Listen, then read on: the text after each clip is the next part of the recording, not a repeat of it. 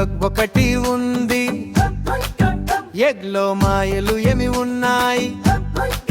పసిగుడ్డేలో లోపల జీవం పుట్టింది. టప్ప టప్ప టప్ప టప్ప టప్ప టప్ప టప్పో అని ఎగురుతుంది. చిటిక చిటిక చిటిక అని వినిపిస్తుంది. ఒక చిన్న చిలుక వచ్చిందా, పాప చిక్కు వచ్చిందా? చిన్న చిన్న పందిరి లోపల కదులుతుంది. గోపిక లాంటి నెమ్మదిగా ఎదుగుతుంది. ఎగ్ను పగలగొట్టి వెలుగులోకి వస్తుంది. టప్ప టప్ప టప్ప